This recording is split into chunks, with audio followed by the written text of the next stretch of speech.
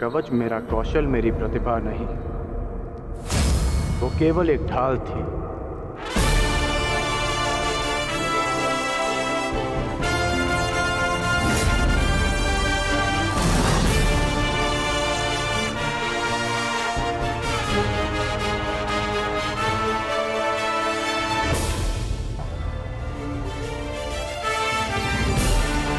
वो दुर्योधन की ढाल मैं हूं, मेरी मित्रता है। और ये मित्रता मेरे लिए मेरे प्राणों से भी अधिक महत्वपूर्ण है। मैंने सदैव अपने मित्र के प्रति अपनी निष्ठा सिद्ध की है और आज भी मैं ऐसा ही करूंगा।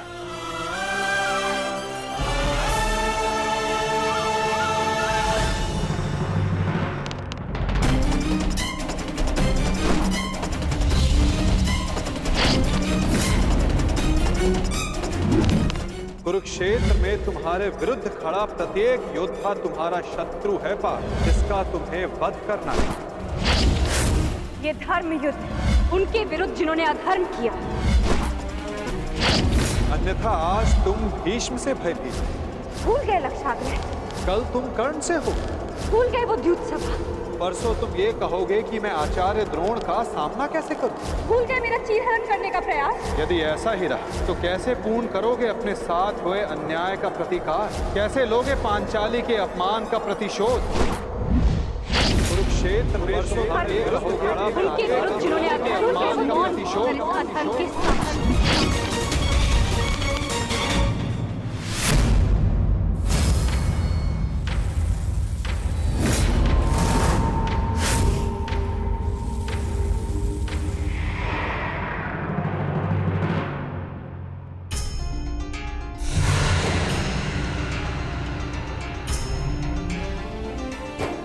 पुत्र का धर्म होता है बढ़ती आयु में अपने पितामह को संभालना। मैं युद्ध क्षेत्र में मैं कैसे गिरा सकता हूं? जिन्होंने मुझे धनुष उठाना सिखाया, जिनके कारण आज मैं सर्वश्रेष्ठ धनुर्धर हूं, उन गुरु द्रोण पर बाण संधान कैसे कर सकता हूं मैं? जीवन में पहली बार आज मेरे हाथ कांप रहे हैं, अर्थात ये सब ठीक नहीं, ये सब ठीक नहीं।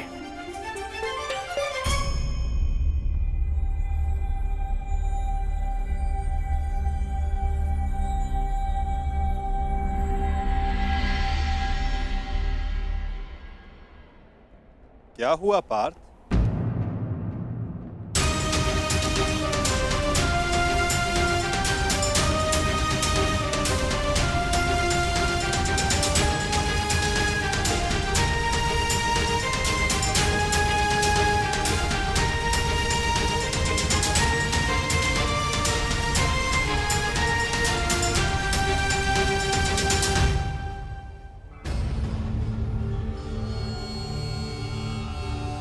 जो अपने दृढ़ संकल्प और अचूक लक्ष्य भेदन के लिए जाना जाता है, जो केवल शब्द सुनकर उसका लक्ष्य भेद कर सकता है, आज वही अर्जुन विचलित है या उसके बाण विचलित है?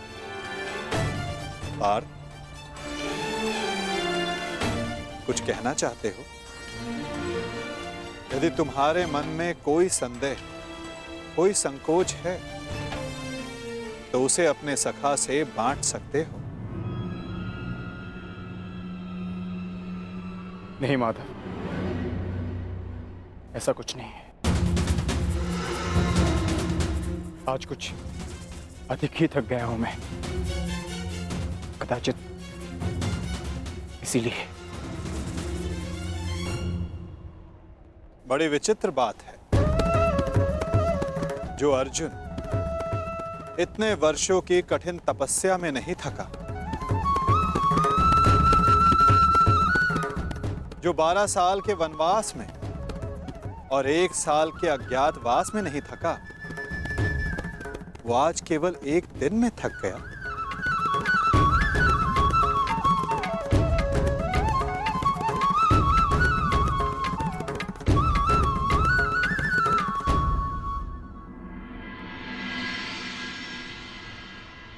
कोई बात नहीं पार्थ, असाधारण मनुष्यों के जीवन में विचित्र कथाएं होती ही रहती हैं। आओ शिविर में चलकर सभी वीर मिलकर भोजन करें। कल से युद्ध प्रारंभ होने वाला है पार्थ।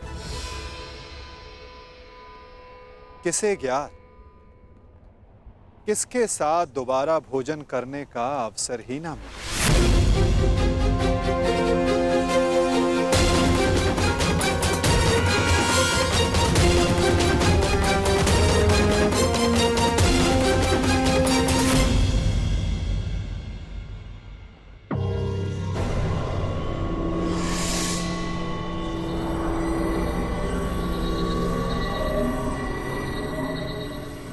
हम सबको यहाँ पे क्यों बुलाया गया है मामाश्री? क्या? मुझे तो लगा कि तुमने हम सबको यहाँ एकत्रित होने का आदेश दिया है।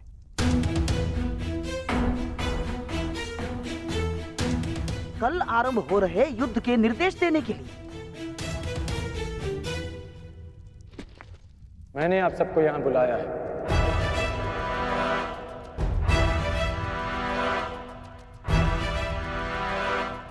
पधारने के लिए धन्यवाद। परंतु तुमने हमें यहाँ क्यों आमंत्रित किया है कर्ण? बताता हूं मित्र, पहले सभा पूर्ण हो जाए।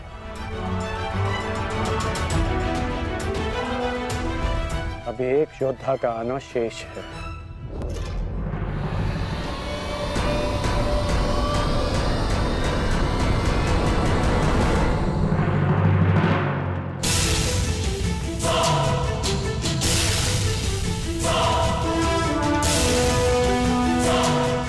इससे पूर्व कि किसी के भी मन में कोई विचार उत्पन्न हो, मैं बता देना चाहता हूं कि मेरे यहां आने का कोई उद्देश्य नहीं। मैं यहां केवल अंगराज के आग्रह पर उपस्थित हुआ हूं।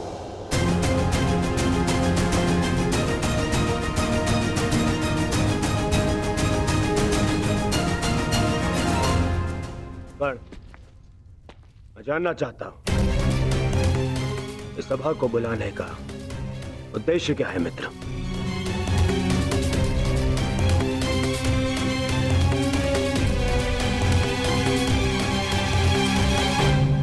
उद्देश्य है युद्ध में विजय।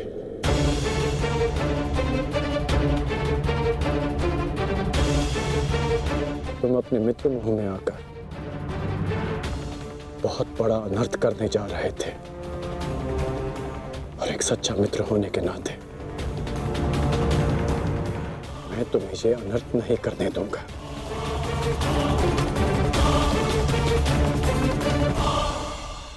मैं राधेकर्ण आप सबके समक्ष एक प्रस्ताव रखता हूं कि गंगा पुत्र महामहिम भीष्म को फिर से कौरव सेना का सेनापति नियुक्त किया जाए।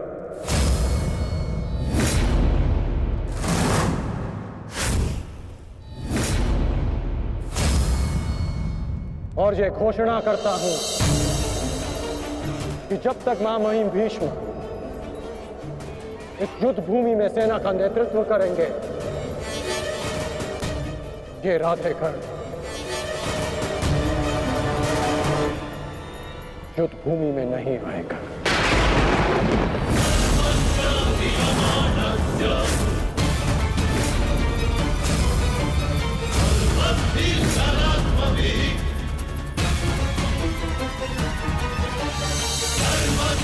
ये तुम क्या कह रहे हो मित्र? मुझे इस युद्ध में तुम्हारी अपने मित्र की ही सबसे अधिक आवश्यकता है। महामहिम से भी अधिक? नहीं मित्र, तुम भूल कर रहे हो। मैं कवच खोया योद्धा हूं, और महामहिम हस्तिनापुर के कवच हैं। तुम्हें मुझसे अधिक आवश्यकता उनकी है।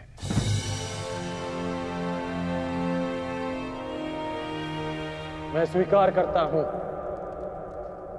कि कौरव सेना का नेतृत्व करने में महामहिम से अधिक सक्षम कोई नहीं।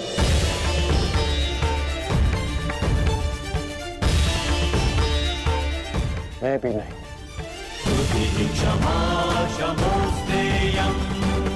मुझ में योग्यता है, परंतु महामहिम अपने विवेक, धर्म और शौर्य के लिए जाने जाते हैं,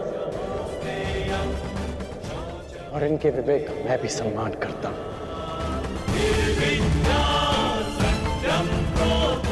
यदि महामहिम मुझे युद्ध से दूर रखना चाहते हैं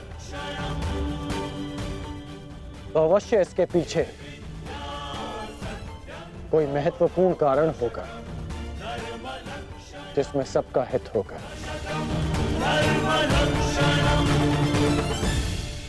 मैं ये सब इसलिए कर रहा हूं क्योंकि मैं तुम्हें हस्तिनापुर के सिंहासन पर देखना चाहता हूं, और मेरा लक्ष्य पूर्ण करने के लिए मैं ऐसे 1000 स्वप्न का बलिदान दे सकता हूं।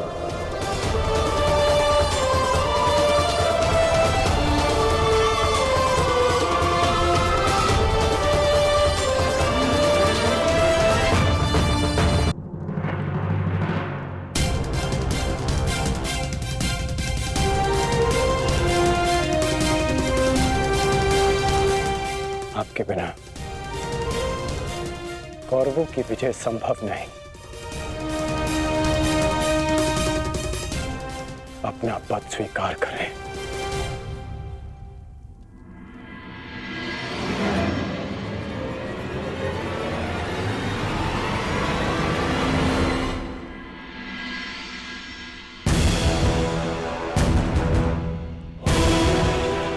हर हर महादेव, हर हर महादेव, हर हर महादेव।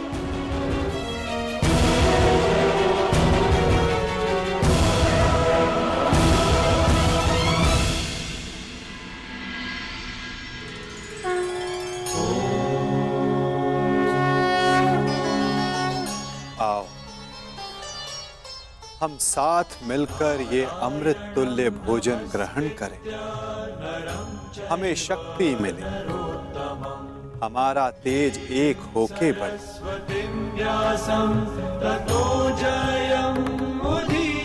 हमारा ज्ञान बढ़े, हमारे मध्य कोई विष न फैले, फैले तो केवल हमारा यश।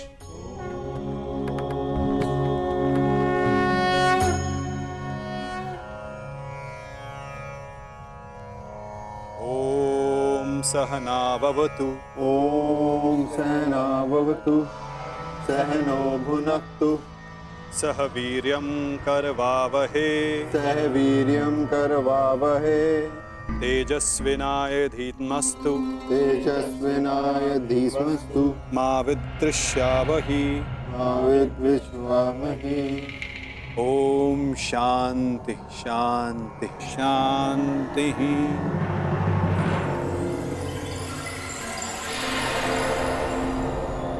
आओ भोजन प्रारंभ करें।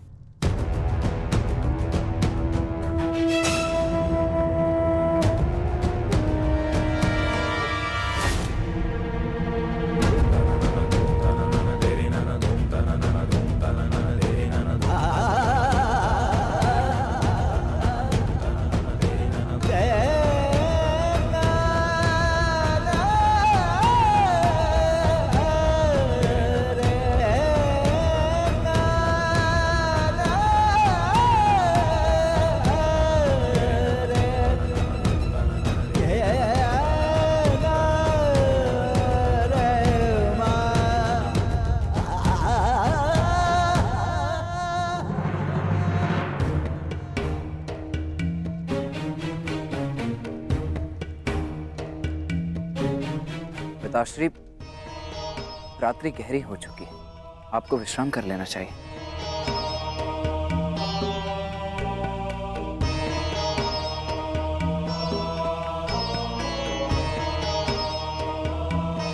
विश्राम की आवश्यकता तो तुम्हें है पुत्र। कल इस महायुद्ध में तुम्हें अपना कौशल दिखाने के लिए प्रस्तुत जो होना है। कल मेरे लिए बहुत बड़ा दिन है कि मेरा पुत्र इतिहास के सबसे बड़े महायुद्ध में पदार्पण करेगा।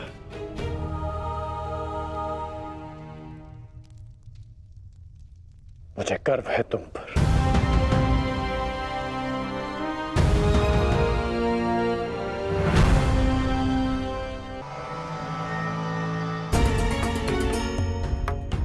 सब कुशल पार्थ? मैं तुम्हारे साथ हूं पार्थ। परंतु युद्ध में तो आप शस्त्र नहीं उठाएंगे। युद्ध में तो मैं अकेला ही रहूंगा माधव। और यदि इस युद्ध में मैं तुम्हारे साथ उपस्थित रहा तो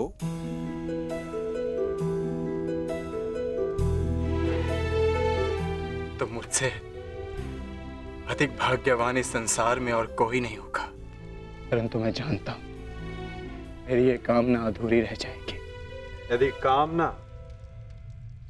पूर्ण बल से की जाए तो वो अवश्य पूर्ण होती है पार्थ। और यदि प्रार्थना में समर्पण तो वो स्वीकार होती है।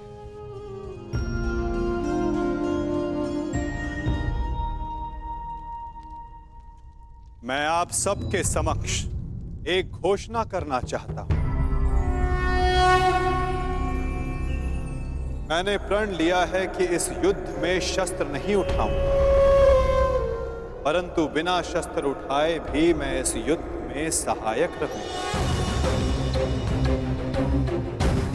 मैं वासुदेव कृष्ण ये घोषणा करता हूं कि इस महायुद्ध में मैं उस योद्धा का मार्गदर्शन करूंगा जिसे इस युद्ध की दिशा निर्धारित करनी। ये युद्ध एक यात्रा है और इस युद्ध की यात्रा में मैं अर्जुन का सहयात्री बनूंगा। मेरे हाथ इस युद्ध में अस्त्र भले ही न थामे, परंतु अर्जुन के रथ के अश्वों की रास से अवश्य थामेंगे। मैं इस महायुद्ध महारथी अर्जुन के सारथी की भूमिका निभाऊंगा।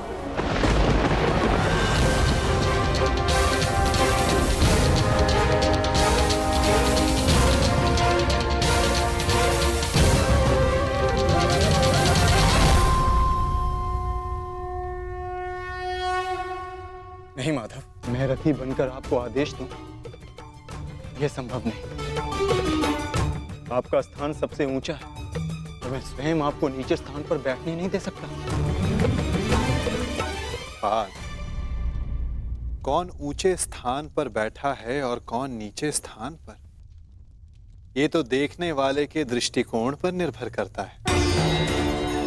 तुमने कहा कि मैं सबसे योग्य हूं, और जो सबसे योग्य होता है उसका धर्म होता है कि वो अपने से छोटों का मार्गदर्शन करे, और मैं इस युद्ध में यही करूंगा।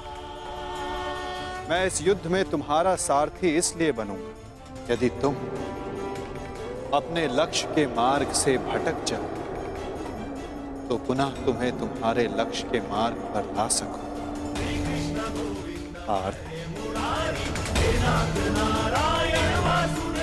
मुझ पर विश्वास है ना? निष्ठा है माधव।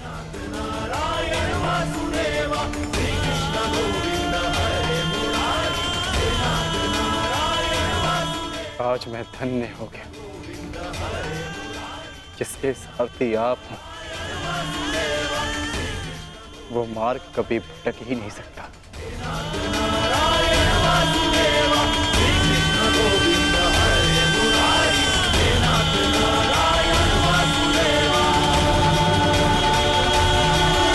पिताश्री, मैं जाने से पूर्व आपको एक वचन देना चाहता हूं। वचन कि आपका गर्व बढ़ेगा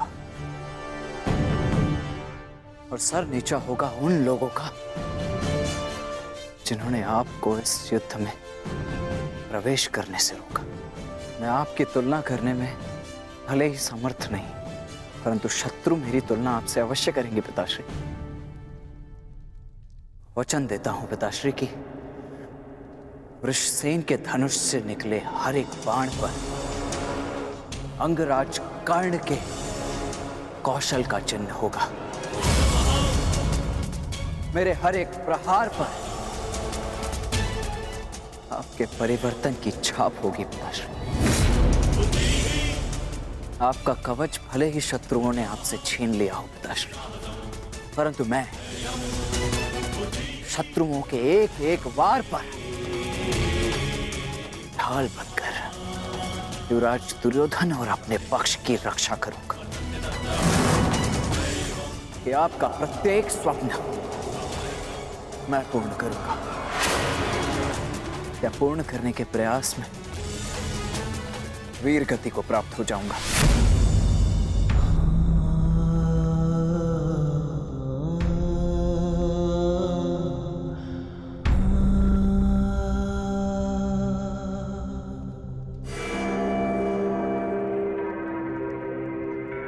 द्रोण शिष्य अर्जुन,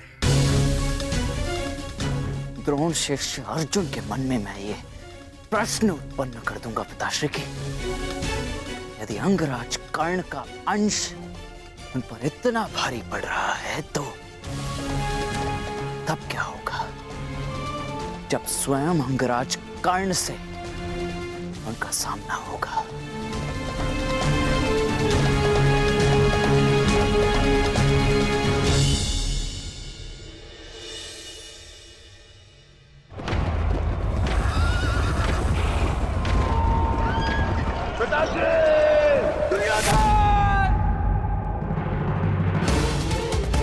महाराज, महाराज, क्या हुआ महाराज?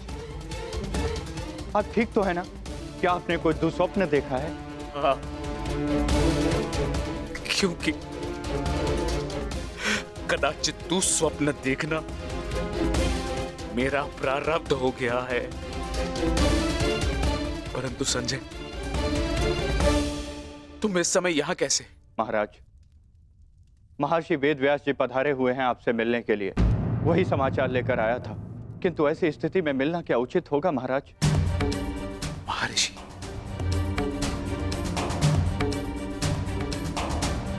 अवश्य ही कुछ उचित सोचा होगा, तभी पधारे हैं। उन्हें सादर अंदर ले आओ संजय। जैसी आज्ञा महाराज।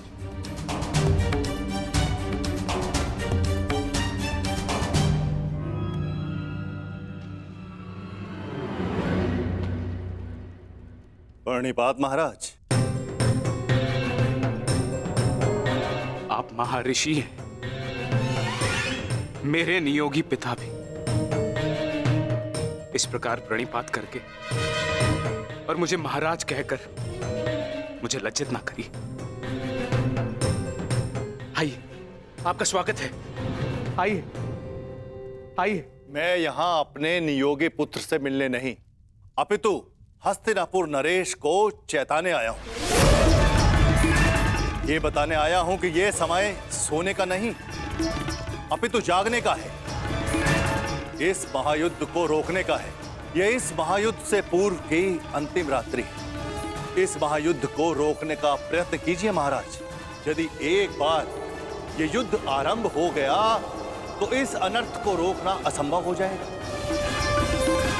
सहस्त्रों निर्दोष अपने प्राण गंवा बैठेंगे, अनेकों परिवार सदैव के लिए नष्ट हो जाएंगे। ये महाविनाश रोकना केवल आपके हाथों में। जो पिता अपने पुत्र पर जीवन भर नियंत्रण ना रख सका, वो इस विभीषिका को रोकने का बीड़ा कैसे उठा सकता है? यह युद्ध निश्चित है महर्षि। इस युद्ध को रोक पाना हम मेरे बस की बात नहीं। मुझे क्षमा कर दीजिए। मैं तो कदाचित आपको क्षमा कर दूं, किंतु इतिहास आपको कभी क्षमा नहीं करेगा। हस्तिनापुर में शांति दूत बनकर आए वासुदेव के साथ दुर्व्यवहार का परिणाम है ये। पुत्रहट को दोष मत दीजिए। इस महाविनाश के लिए पुत्रहट नहीं, आपका पुत्र मोह उत्तरदायी है। तो आप क्या मुझे उल्हाना देने आए हैं महर्षि, या फिर श्राप? नहीं, वरदान देने आया हूं। मैं आपको दिव्य दृष्टि देने आया हूं।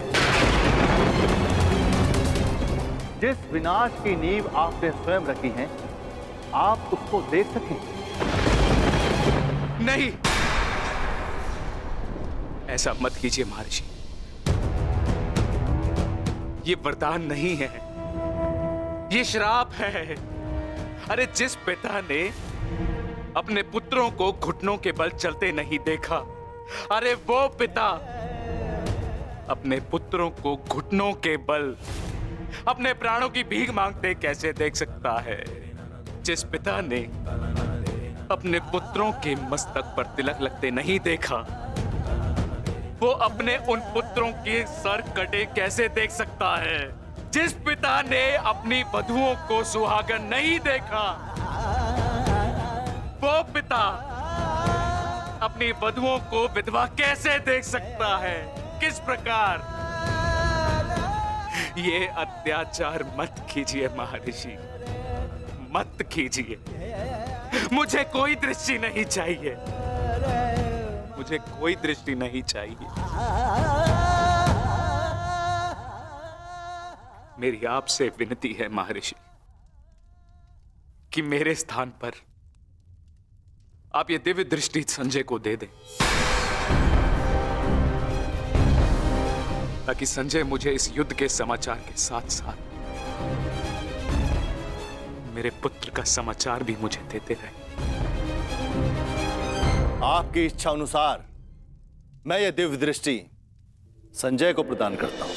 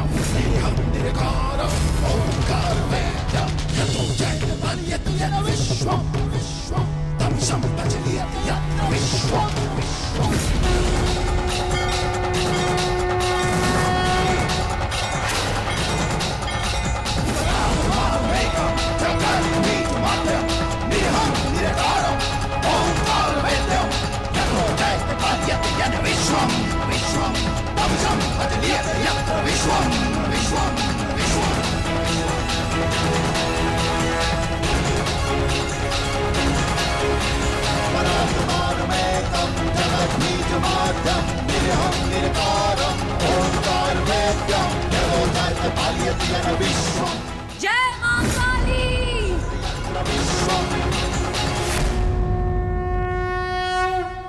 अपना सर्वश्रेष्ठ प्रदर्शन करना पुत्रों, अपने पिताओं की प्रतिज्ञा को स्मरण रखना और अपनी माता के अपमान को मत भूलना।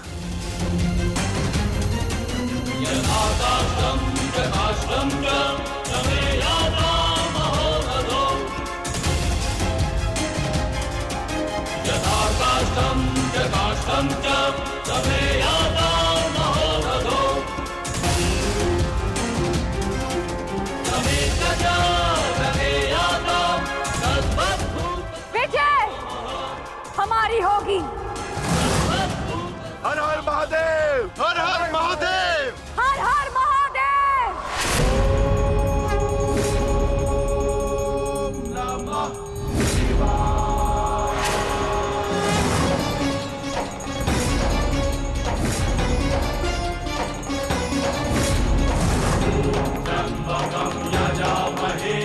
सुगंधिं पुष्टिवर्धनम्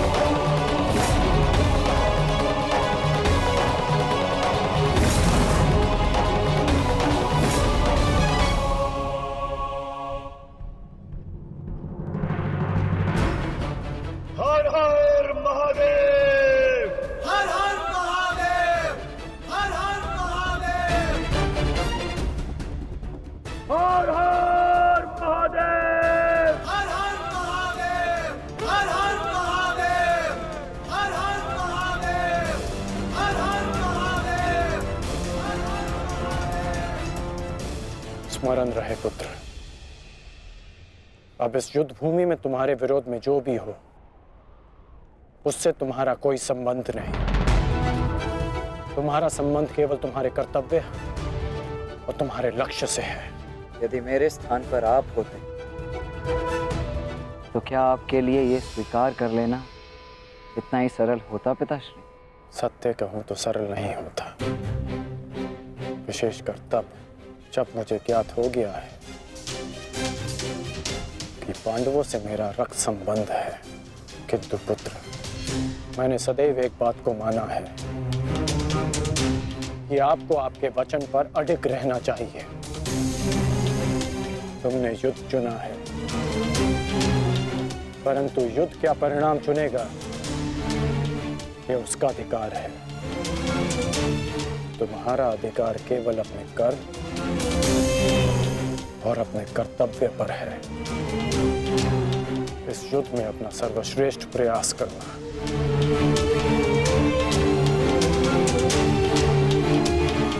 कल्याण हो तुम्हारा।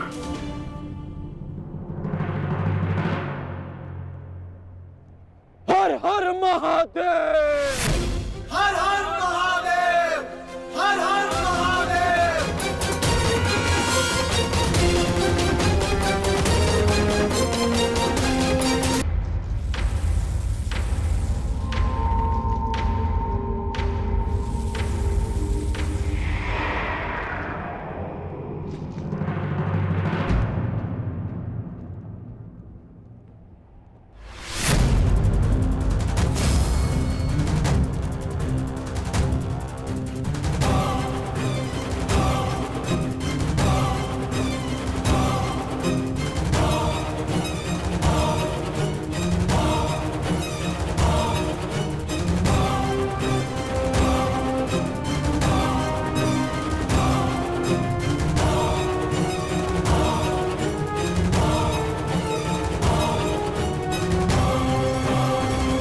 मुझे तुम्हारी प्रतीक्षा रहेगी मित्र, और मुझसे भी अधिक इस भूमि को तुम्हारी प्रतीक्षा रहेगी कि कब अंगराज जैसा वीर अपने चरण रखकर इसे महान बनाए।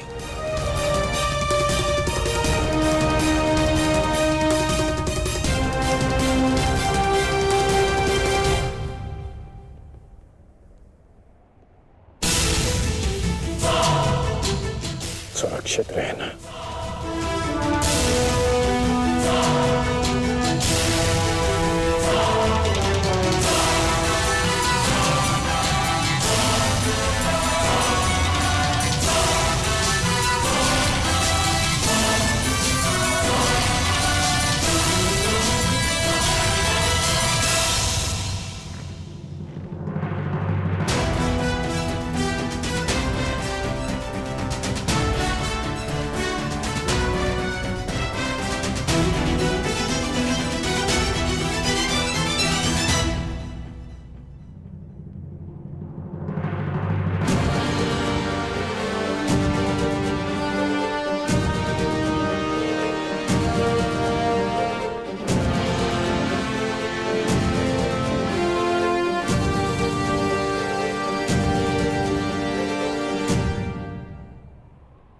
प्रणिपात माता।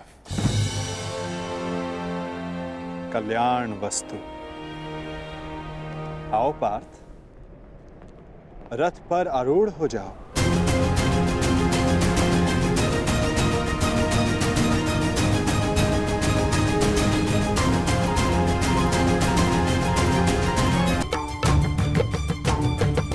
किस संशय में हो धनंजय?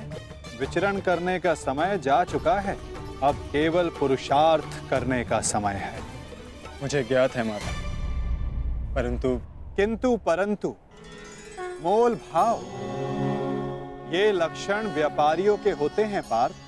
धर्म युद्ध के योद्धाओं के लिए ये शब्द निरर्थक हैं। पाप नाशनी गंगा बहती जाती है किंतु परंतु नहीं करती। अंधकार नाशक सूर्य किंतु परंतु नहीं करता। और अधर्म का नाश करने को सज्ज अर्जुन की तुनीर में भी इन संदेहों का कोई स्थान नहीं। तुम्हारा सारथी युद्ध में तुम्हारा मार्गदर्शन करने को सज्ज है पार्थ। आओ, अपना स्थान ग्रहण करो।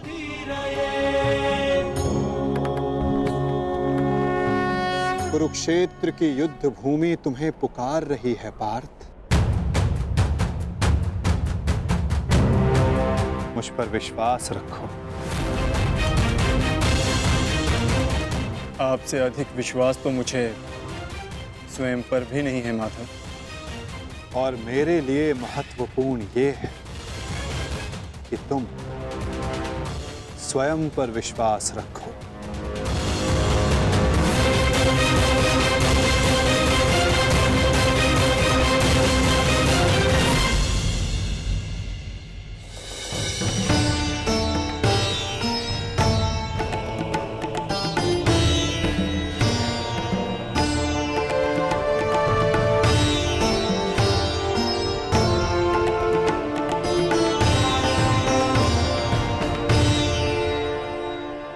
कुछ भूल तो नहीं रहे हो पार्थ?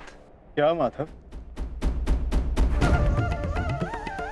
भ्राता भीम को वीर हनुमान ने इस युद्ध में आप सबकी सहायता करने का वचन दिया था।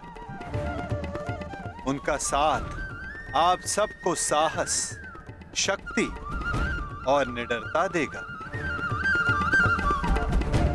बजरंग बली का आवाहन करो पार्थ।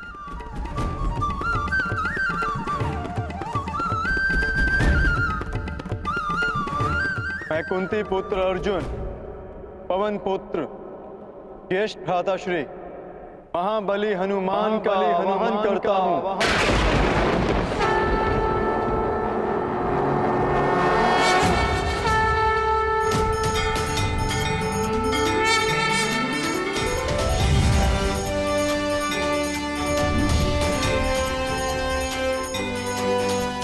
हे महाबली हनुमान, मेरे रथ के ध्वज पर विराजमान हुई। अंजनी गर्भ संभूता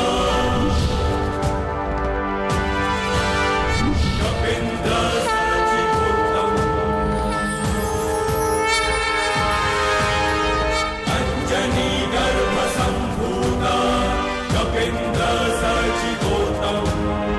राम प्रिय नमस्तुभ्यं। बजरंग बली पधार गए।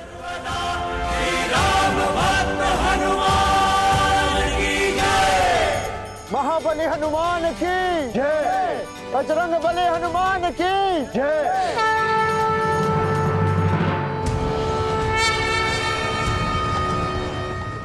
युद्ध का पहला दिन।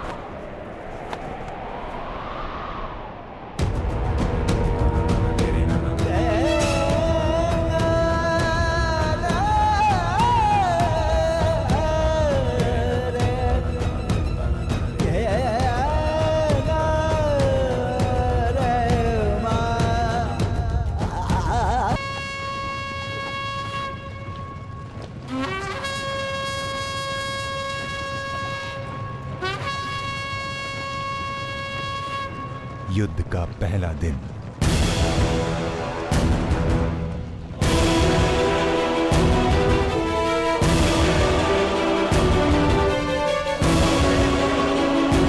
युद्ध प्रारंभ करने की आज्ञा है धर्मराज।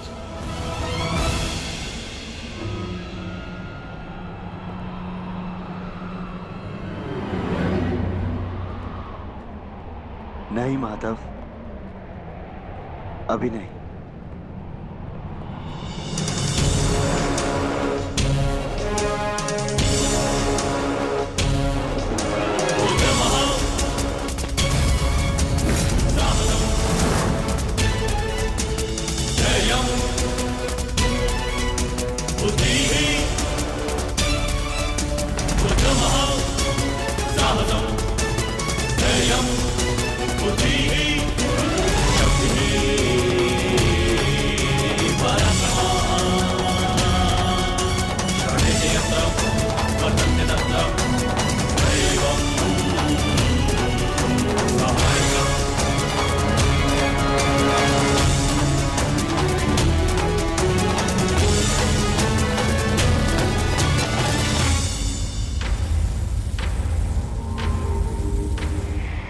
ज्येष्ठ, ये युधिष्ठिर हमारे समक्ष क्यों खड़ा है? अरे भयभीत है वो।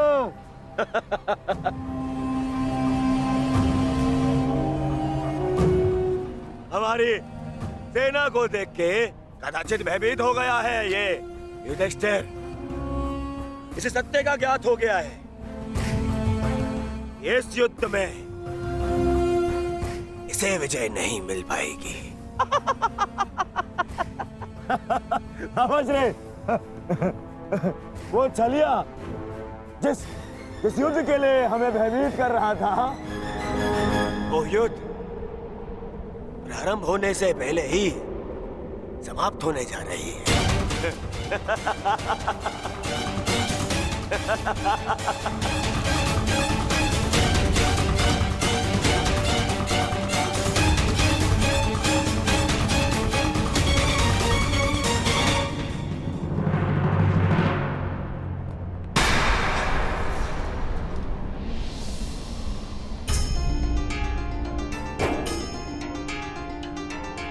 प्रणिपात पितामह। प्रणिपात आचार्य द्रोण।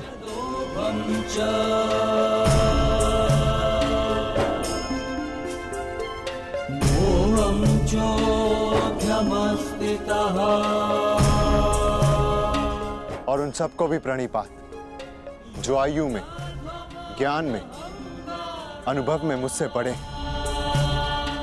और मैं उन सबका अभिनंदन करता हूं जो एक योद्धा होने का कर्तव्य निभाने के लिए इस कुरुक्षेत्र में पधारे हैं।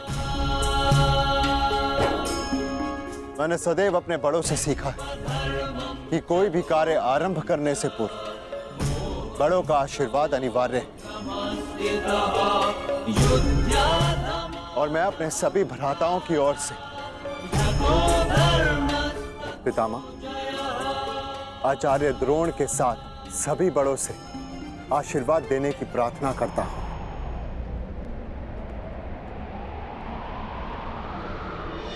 आयुष्मान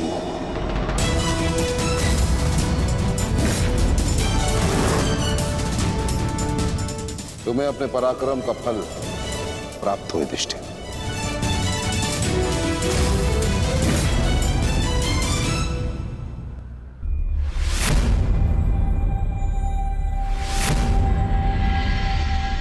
एक और पितामह है जिन्होंने मुझे जीवन का मूल्य समझाया, और दूसरी ओर गुरुद्रोण जिनके दी हुई शिक्षा ने अर्जुन से धनंजय बनाया।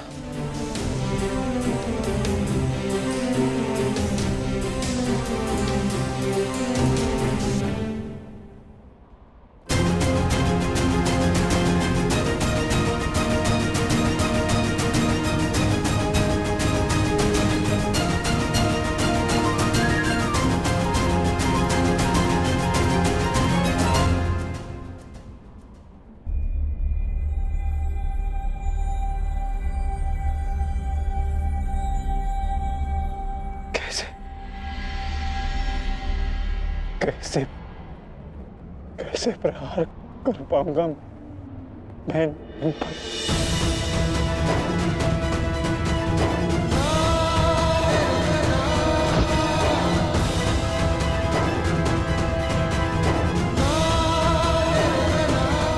कैसे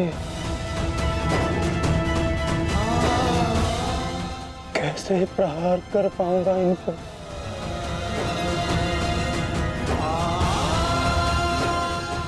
कैसे?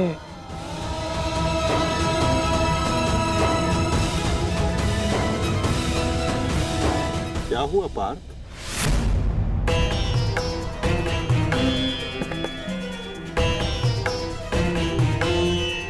मेरी आपसे विनती है माधव,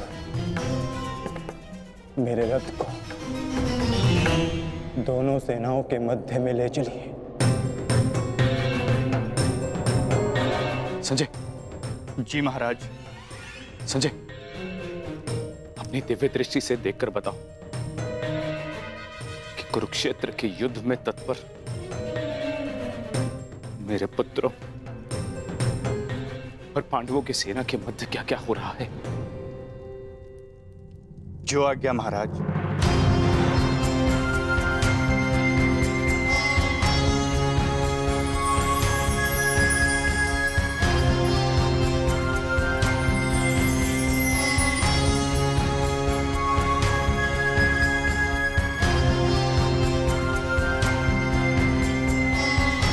गांडीवधारी राजकुमार अर्जुन के सारथी बने वासुदेव श्री कृष्ण से राजकुमार अर्जुन रथ को दोनों सेनाओं के मध्य में ले जाने की आग्रह कर रहे हैं महाराज।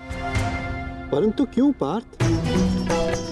ये समय तो दूसरे पक्ष की सेना को तहस नहस कर देने का है। फिर क्यों तुम रथ को दोनों सेनाओं के मध्य में ले जाने की विनती कर रहे हो? युद्ध से पूर्व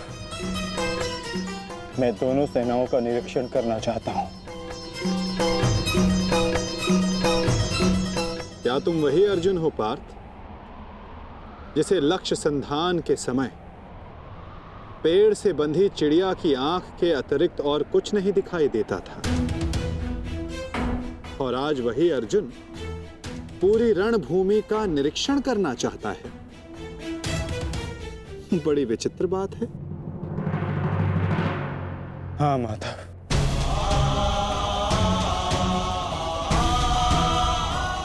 वो चिड़िया काष्ठ की बनी थी, परंतु जिनसे मैं युद्ध करने वाला हूं वो रक्त, अस्थि और मांस से बने मनुष्य हैं।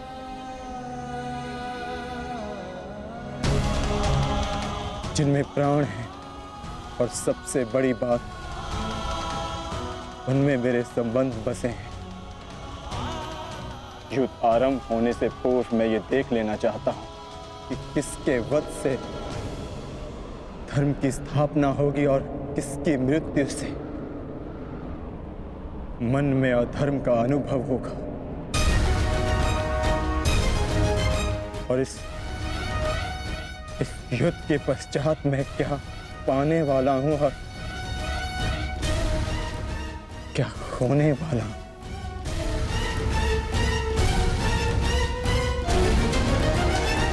तुम एक योद्धा हो अर्जुन, और तुम यहां अधर्म का बलिदान लेने आए हो,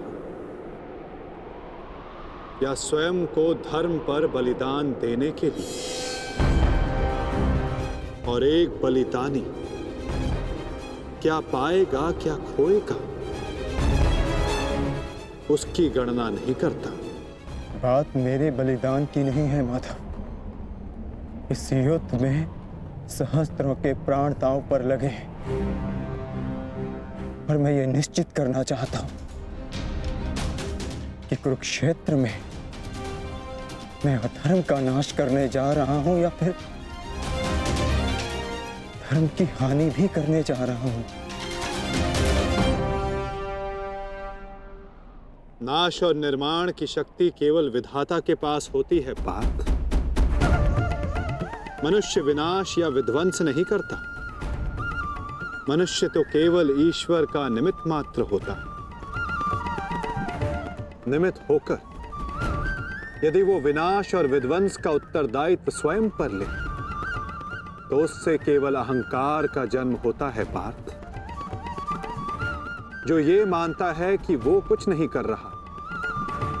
उसी के हाथों महान कार्य संपन्न होते हैं।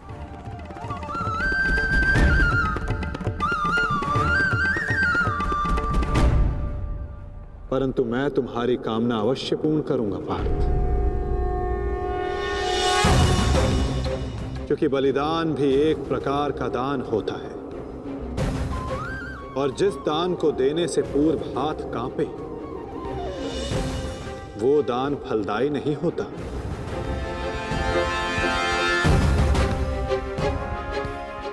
आओ पार्थ, मैं तुम्हें युद्ध भूमि के मध्य ले चलता हूं।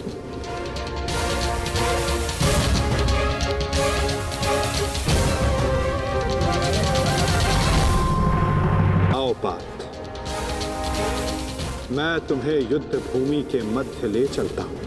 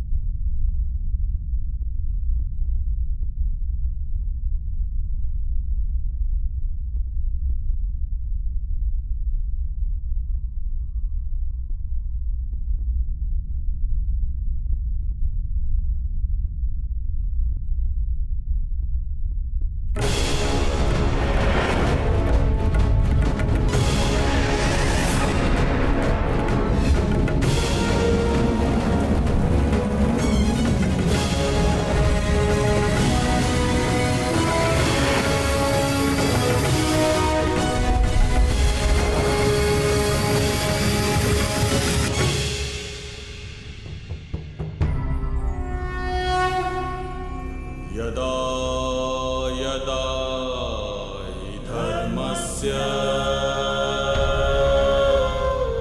ग्लानिर्भवति भारत अभ्युत्थानं धर्मस्य तदात्मानं सृजाम्यहम्। जिस प्रकार तुम कर्तव्य और कर्म के मध्य खड़े हो, उसी प्रकार तुम अब दोनों सेनाओं के मध्य खड़े हो पार्थ।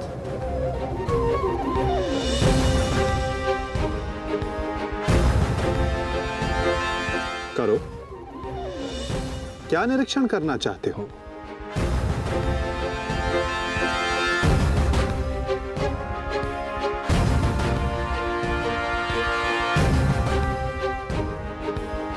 क्या हुआ पार्थ? ऐसा कौन सा भाव है जो तुम्हारे मन को विचलित कर रहा है? ऐसा कौन सा प्रश्न है जिसका उत्तर तुम्हें नहीं मिल रहा? यदि पूछोगे नहीं तो उसका समाधान कैसे पाओगे पार्थ? मैं जानता हूं तुम यही सोच रहे हो ना कि क्या यह युद्ध अनिवार्य है? क्या इतने योद्धाओं का वध, इतने जनों की हानि अनिवार्य है? क्या ये सब कल्याण के लिए है भी या नहीं? है ना पार्थ? यही विचार मेरे मन को विचलित किए जा रहे हैं माधव। क्या वास्तविकता में यह युद्ध अनिवार्य है? क्या राज्य, धारा, संपत्ति, ये सब पाने के लिए अपनों का वध करना धर्म है? क्या एक योद्धा का यही कर्तव्य है? बताइए, उत्तर दीजिए माधव। अवश्य मिलेगा पार्थ कि इस युद्ध में धर्म की ओर कौन है और अधर्म की ओर कौन। मैं तुम्हें अवश्य दिखाऊंगा।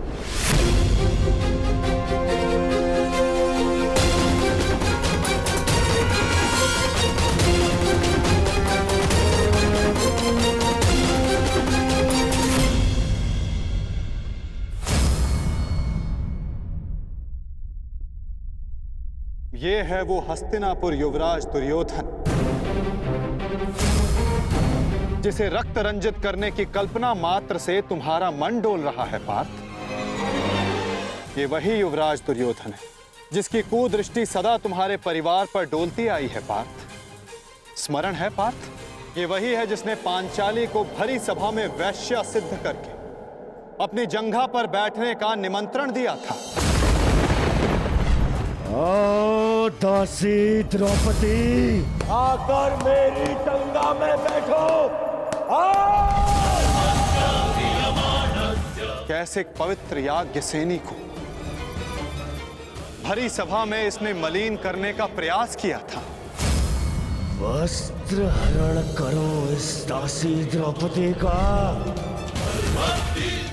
और ये तुम्हारे मातुल्य गांधार राज शकुनी, इन्होंने जब शकुन मनाया केवल तुम्हारे परिवार के अनिष्ट का शकुन मनाया पार्थ। तुम इन्हें मातुल्य कहते हो। मातुल्य का अर्थ है जिसे मां के तुल्य समझा जाए। और तुम्हारे इन्हीं मामा ने तुम्हारी माता को वारणा व्रत के लाक्षागृह की अग्नि में भस्म करने का प्रयास किया पार्थ।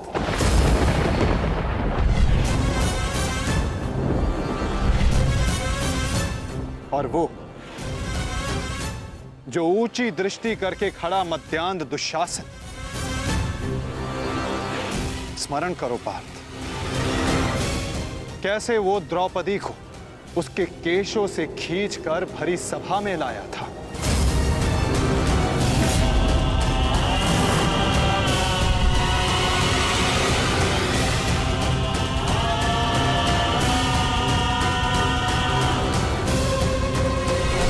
कैसे याज्ञ सैनी को भरी सभा में निर्वस्त्र करने का प्रयास किया था इसने।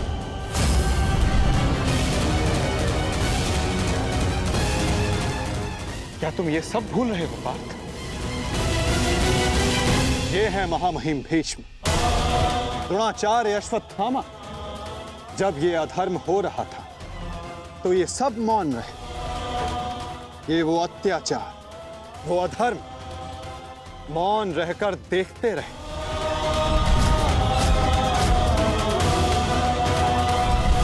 स्मरण करो वो वनवास, वो अज्ञातवास जिसने तुम्हें तुम्हारा पौरुष त्याग कर बृहन्नल्ला बनने को विवश किया।